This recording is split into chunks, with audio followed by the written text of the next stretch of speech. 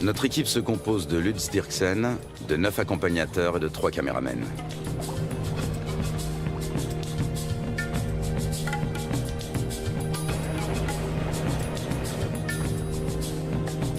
Même en pleine saison sèche, le niveau de l'eau est toujours très élevé.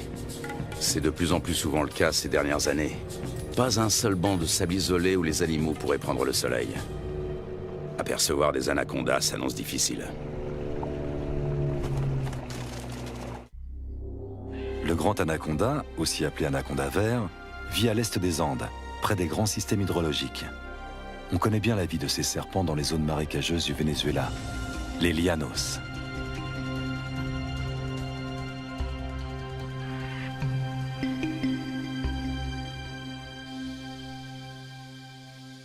Là-bas, les anacondas mesurent rarement plus de 4,5 mètres de long.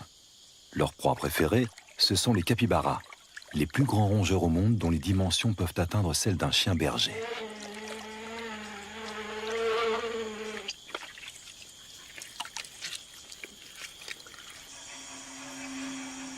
Pendant la saison sèche, la savane se transforme. Les lacs deviennent de vastes champs de boue durcie.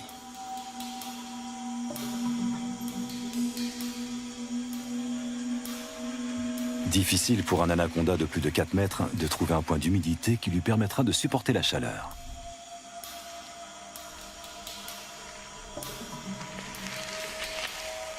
Les petits spécimens ont moins de mal à survivre.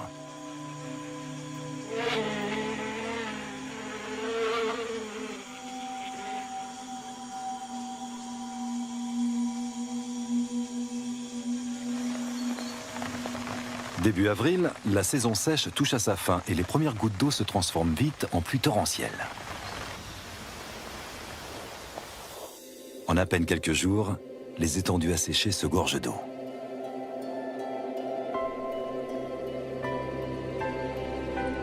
L'anaconda retrouve enfin son élément de prédilection.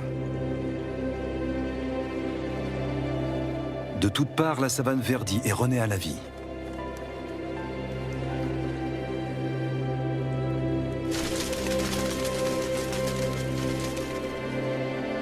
Les anacondas qui vivent au bord du fleuve sont différents de leurs congénères de la savane. Ils peuvent mesurer jusqu'à 9 mètres de long. Contrairement à leurs congénères vénézuéliens, on sait très peu de choses sur leur mode de vie.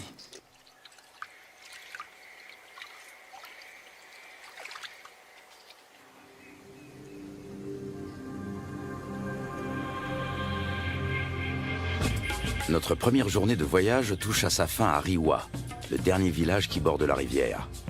Un monde sauvage nous attend ensuite.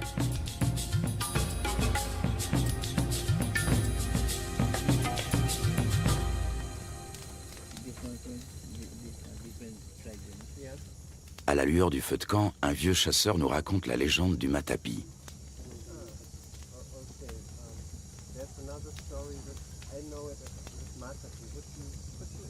Cet ustensile permet aux femmes d'extraire le jus toxique du manioc.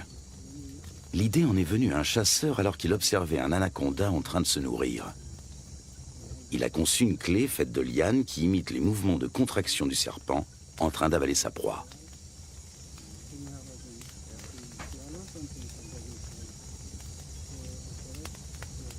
Fascinant. Tout autant que le ciel qui brille de 1000 étoiles au-dessus de nos têtes.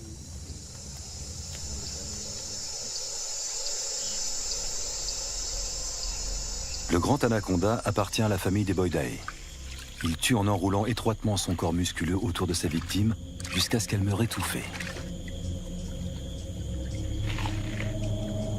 Ses dents sont orientées vers l'arrière, ce qui lui permet de la maintenir, sans toutefois la découper. Il n'a donc pas d'autre choix que de l'engloutir en une seule fois.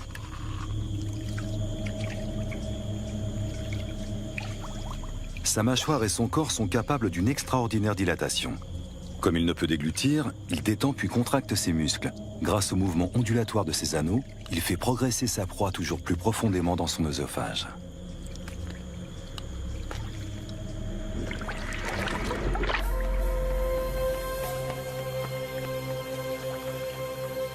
Un groupe de becs en ciseaux prend son envol dans la lumière du petit matin.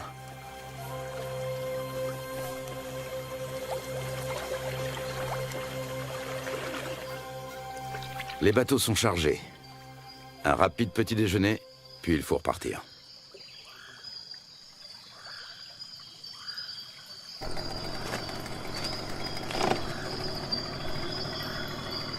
Encore 3 longues journées de bateau nous attendent.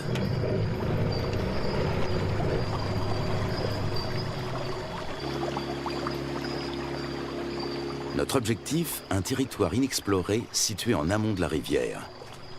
Il y a 2 ans, des chasseurs y ont observé des anacondas de plus de 6 mètres de long. Lutz Dirksen a l'intention de remonter cette piste. Il souhaite également réaliser la cartographie des espèces que l'on peut rencontrer dans la région. Plus nous progressons et plus la nature nous semble vierge.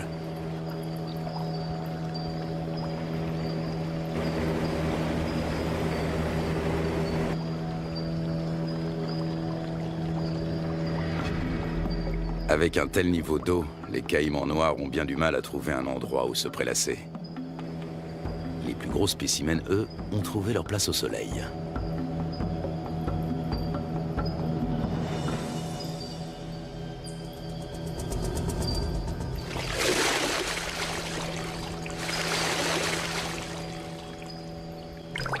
Le caïman noir est le plus gros prédateur du continent. Ses mensurations, 7 mètres de long pour 100 kilos. Des écailles viennent agrémenter sa tête et son dos.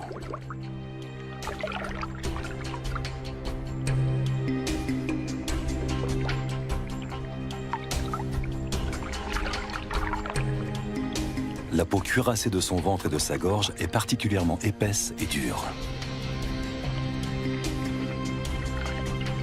Sa mâchoire supérieure est typique de son espèce. Toute dent qui tombe repousse invariablement. Les petits points qui ornent son museau sont autant de récepteurs ultrasensibles qui lui permettent de localiser ses proies. Au fil de l'évolution, les crocodiliens, dont font partie les caïmans, ont su imposer leur domination. Après plusieurs heures de trajet, une pause est la bienvenue. C'est Lutz Dirksen qui tient le journal de l'expédition. Ses observations précises sur les espèces rencontrées lui seront plus tard d'une grande utilité. Notre campement sur la rive a éveillé l'intérêt des caïmans. Prudemment, mais non sans une certaine curiosité, ils viennent y voir de plus près.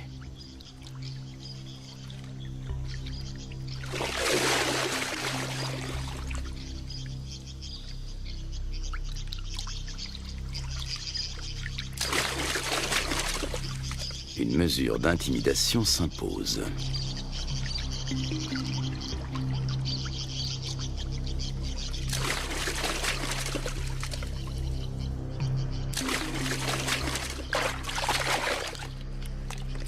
Dans l'eau, le caméraman se fait tout petit.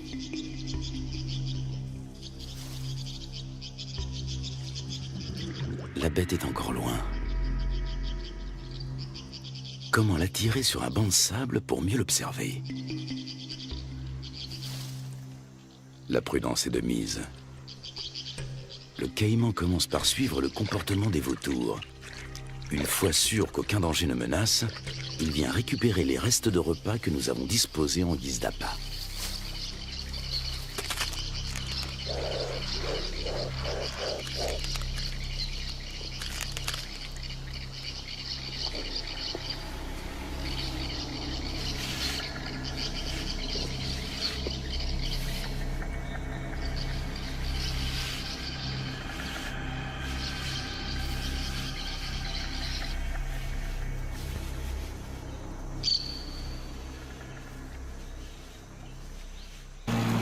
Le voyage reprend à bord de nos 3 bateaux. Dans ce virage, la rivière a creusé une profonde entaille dans la berge et coule désormais tout droit. Des vestiges de l'ancienne berge se dressent encore au milieu du courant qui se renforce. Les moteurs des bateaux sont soumis à rude épreuve. Les limites des rivières sauvages varient souvent, formant de multiples bras morts et des étangs.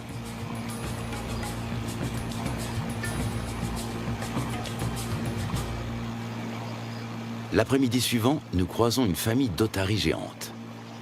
Les Indiens les attirent grâce à un cri bien particulier.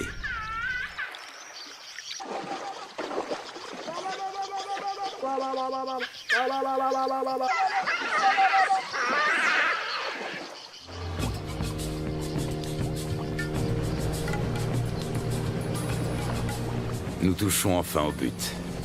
Il ne peut s'agir que de l'endroit dont les chasseurs ont parlé. C'est ici que nous allons nous établir pour partir à la recherche des grands anacondas. Nous remontons notre équipement aussi loin que possible de la rivière. Par temps de pluie, les eaux peuvent monter très vite.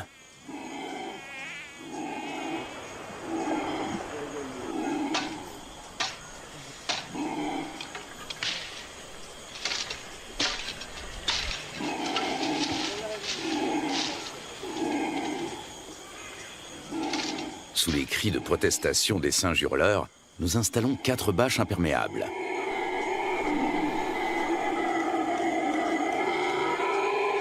Une bâche pour la cuisine.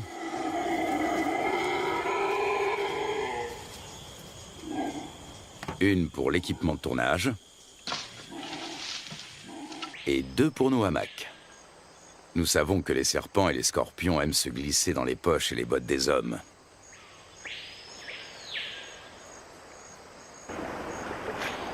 Du poisson frais vient compléter nos rations de riz, de pâtes et de haricots.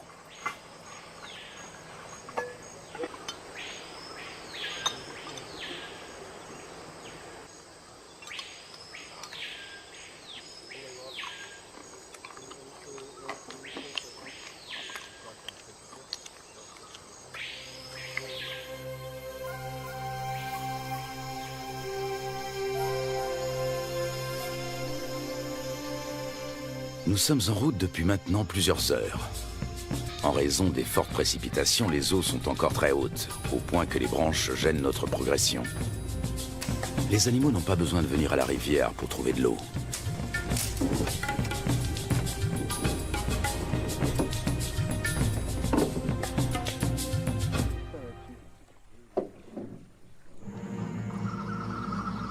Durant la saison des pluies, les anacondas suivent l'eau jusque dans la forêt. Ils passent toute leur vie dans les marécages. Même leur venue au monde a lieu en milieu aquatique. Dans le corps de leur mère, les embryons grandissent à l'intérieur des œufs. Lorsque ceux-ci sont prêts à éclore, les jeunes s'extirpent de la coquille avant d'être sortis du ventre de la mère. Ils naissent ensuite sous forme de petits serpents parfaitement développés. Ils sont tout de suite dans leur élément. Le nombre de jeunes dépend du gabarit de la mère. Chez une grande femelle, une portée peut compter plus de 80 serpenteaux.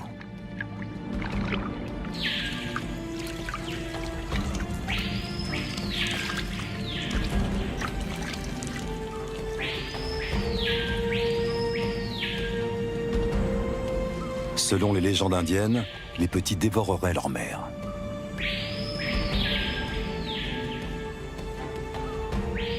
Un certain nombre de serpenteaux s'éloignent quelques minutes à peine après leur naissance. Ce sont déjà des prédateurs à part entière avec un redoutable instinct de chasseur.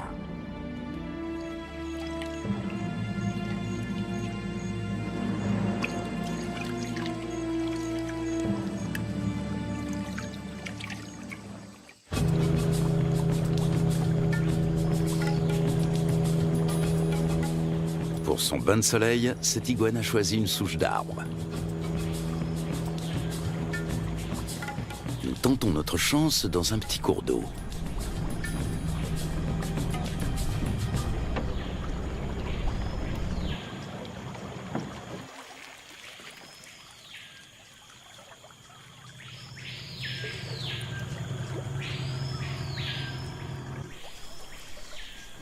Aux aguets, notre capitaine a repéré un mouvement et attrapé le responsable.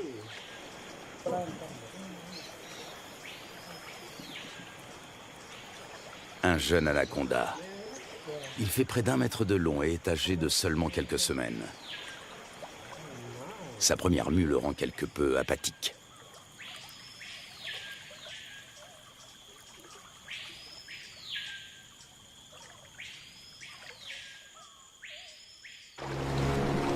De retour à bord du bateau, le soleil se fait brûlant. La saison sèche semble enfin arriver. Il faudra toutefois attendre plusieurs jours pour que le niveau des eaux baisse.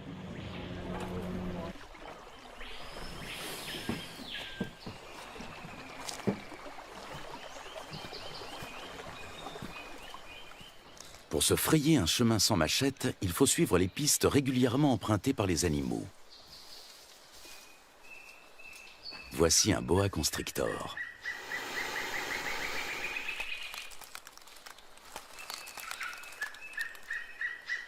Nous sommes trop grands pour lui servir de proie, mais cela ne l'empêche pas d'essayer de nous intimider.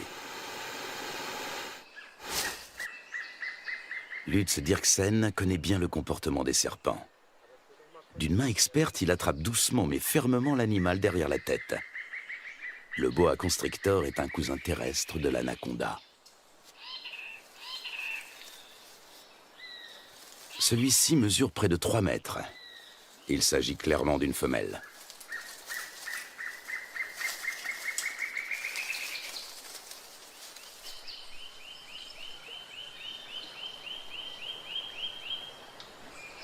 Encore un jeune anaconda.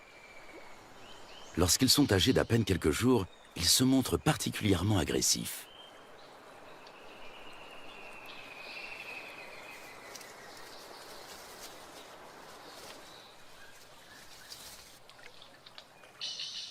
De retour au camp, Lutz Dirksen complète son journal.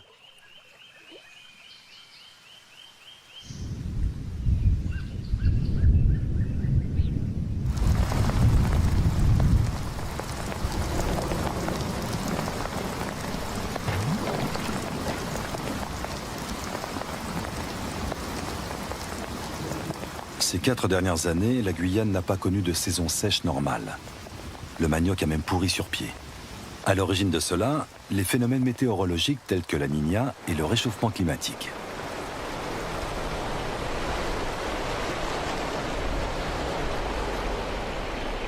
Des pluies torrentielles viennent grossir les cours d'eau.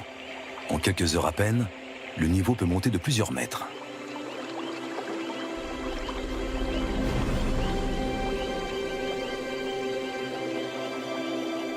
Les forêts qui bordent les rivières ont l'habitude de ces caprices saisonniers.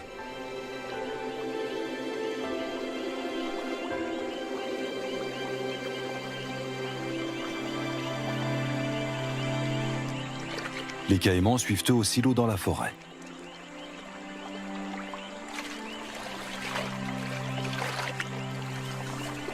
Même le tapir trouve de la nourriture sous l'eau. En plus des fruits et des feuilles, il est friand de plantes aquatiques. Il faut dire que dans l'ombre des sous-bois, ce gros ongulé peine à trouver de quoi se nourrir correctement.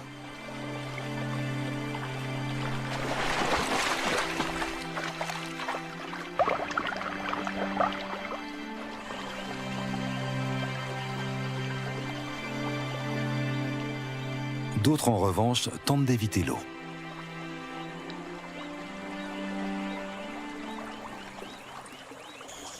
Au beau milieu de la nuit, le niveau d'eau a encore subitement monté de plus de 3 mètres.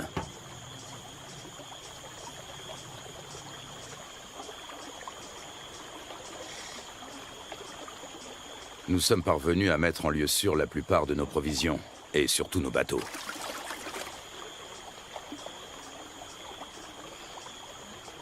Il faut dresser maintenant le bilan des dommages.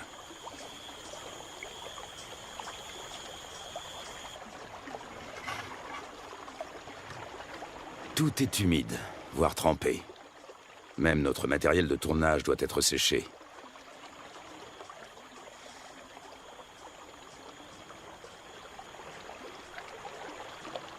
Continuer ou faire demi-tour?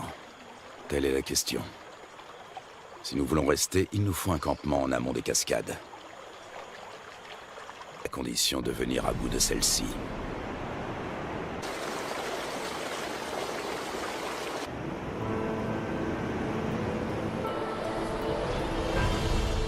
Rapides et cataractes sont fréquents en Guyane. Ils forment un habitat aquatique à part.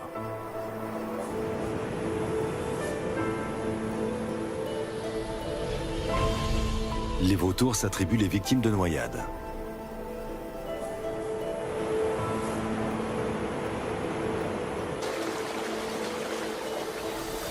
Dans les zones plus paisibles, les hérons se régalent d'escargots et de petits poissons.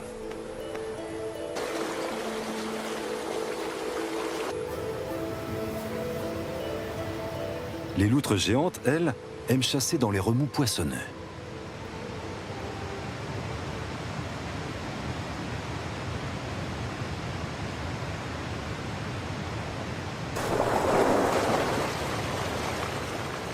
C'est là également que l'oiseau serpent vient pêcher de petits silures. Nous sommes sur le territoire du jacara, la seule espèce de caïman qui évolue dans ces eaux torrentielles. Il est nettement plus petit que le caïman noir.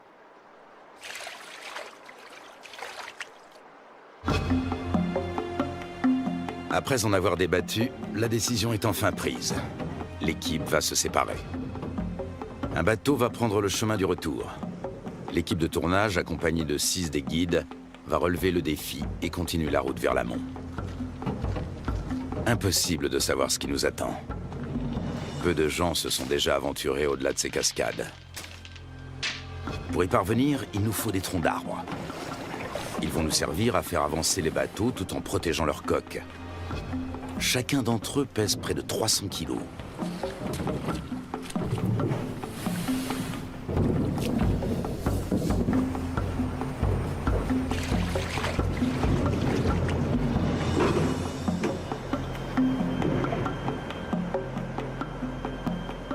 Lutz Dirksen repère un cousin de l'anaconda. Il s'agit d'un Corallus hortulanus qui vit dans les arbres.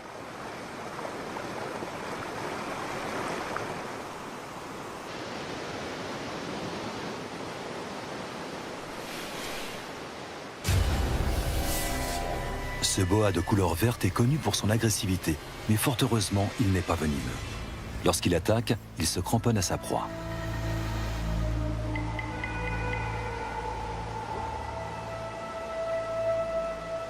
Au niveau de sa lèvre supérieure, on distingue ses fossettes sensorielles.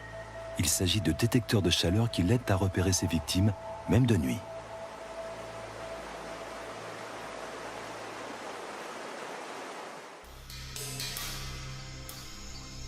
L'anaconda aussi s'oriente grâce à la chaleur corporelle dégagée par ses proies lors de la chasse.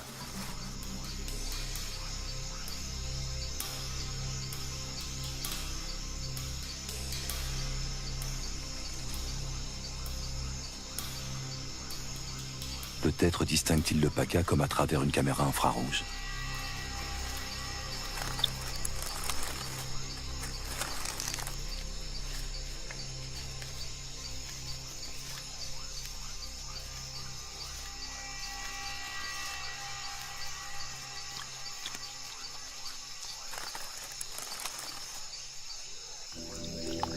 Le plus souvent, l'anaconda chasse en restant immobile sous l'eau, attendant qu'une proie arrive à sa portée. Seul son nez et ses yeux dépassent discrètement de la surface.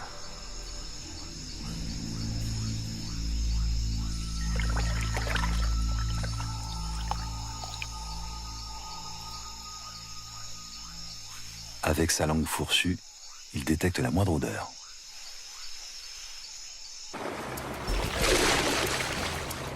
Nous progressons bien plus péniblement que nous ne l'avions imaginé. À la cascade succèdent des rapides, puis une nouvelle cataracte, puis encore des rapides. Impossible de naviguer, il y a trop de rochers sous l'eau. Le doute commence à s'installer.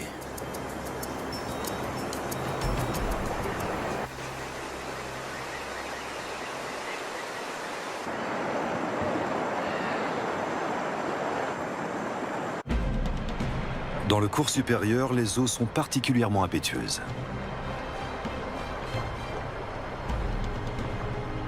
Jalonnés d'îlots et de rochers, de nombreux rapides se frayent un chemin à travers la contrée sauvage.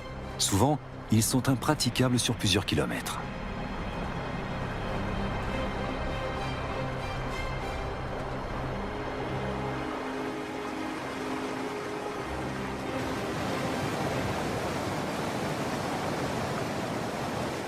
Les jacaras ont compris que les poissons leur tombent directement dans la gueule pour peu qu'ils se placent au bon endroit.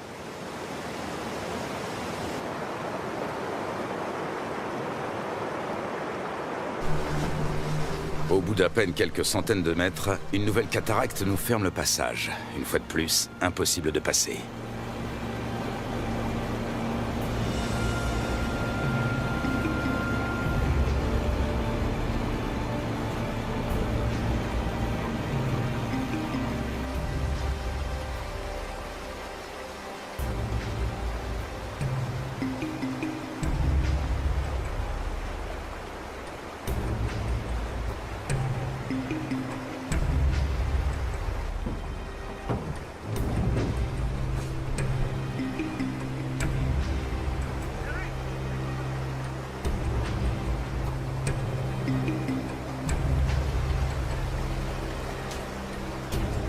Nous progressons lentement.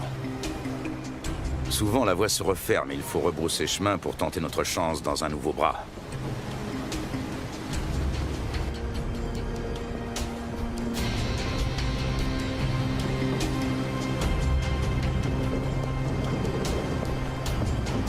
Il nous aura fallu une journée entière pour parcourir 500 mètres.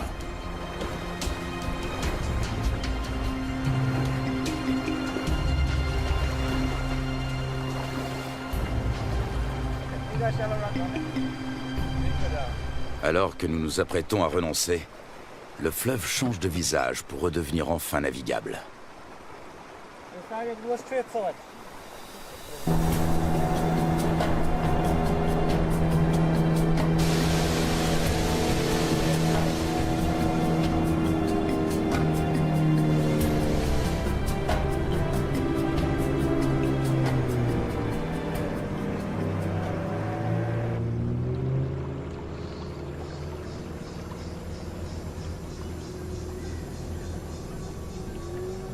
Devant nous, la rivière se dédouble. Un monde intact nous attend.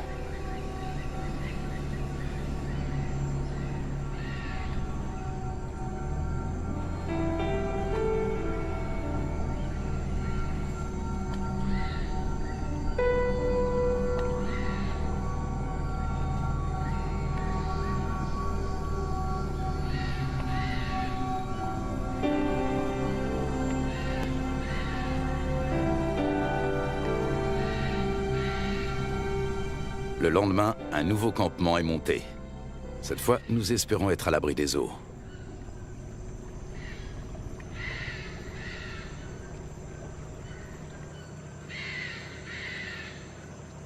Non loin de notre campement, nous tombons sur un groupe de capybaras.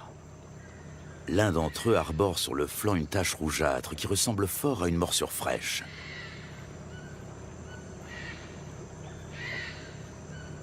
Les rongeurs ne semblent pas gênés par notre présence.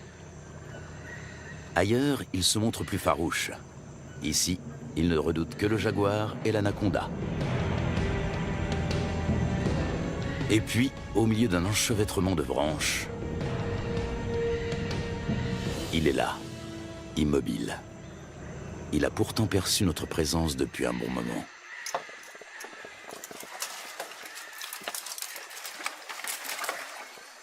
Impossible de l'approcher.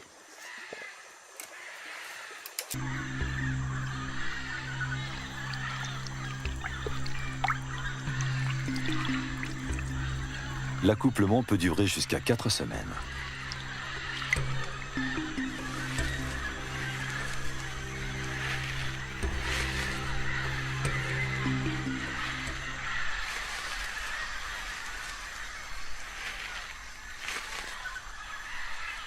Les mâles repartent ensuite, chacun de leur côté.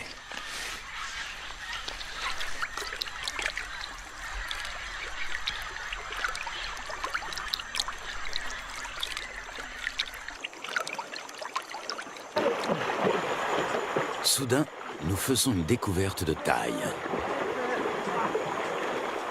Un serpent géant tout près de la rive.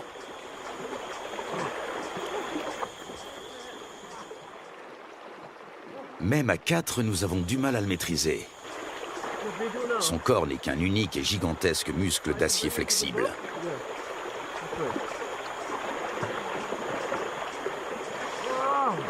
Il doit avoisiner les 200 kilos.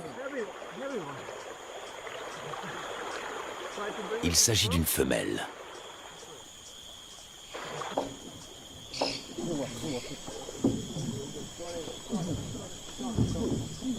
Sur la berge, nous pouvons la mesurer en toute tranquillité.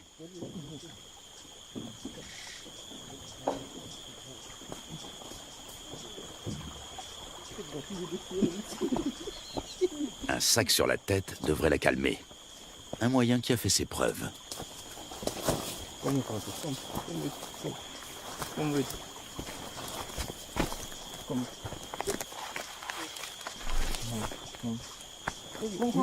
Nous parvenons à la ramener à terre sans trop de résistance. Avec sa taille, elle ne connaît plus aucun prédateur naturel.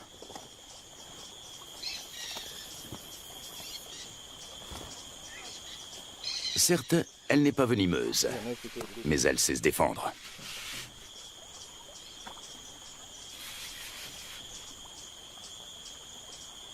Tenez-la, pendant que je mesure. Une telle géante peut infliger de graves blessures. Une fois refermées sur leur proie, ces mâchoires ne se rouvrent pas facilement.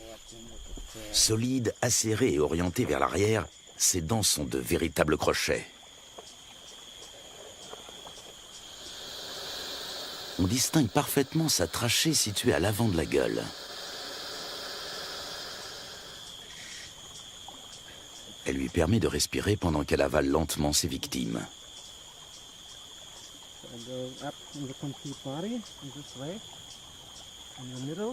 L'anaconda fait jouer ses muscles. Difficile de prendre ses mesures.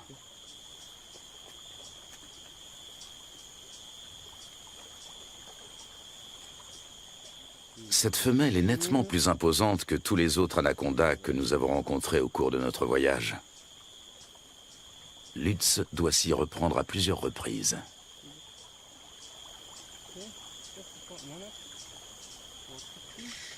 « 4,50 m.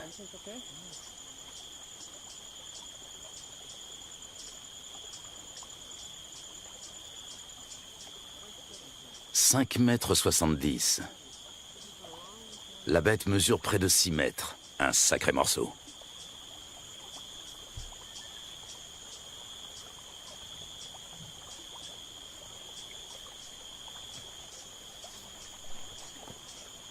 Lutz mesure la circonférence de son corps à l'endroit le plus fort.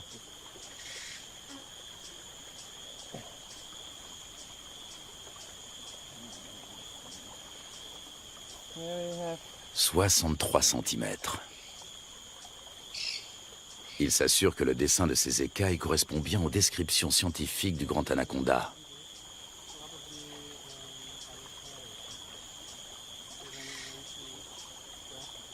Ces plaies proviennent d'un marsupial.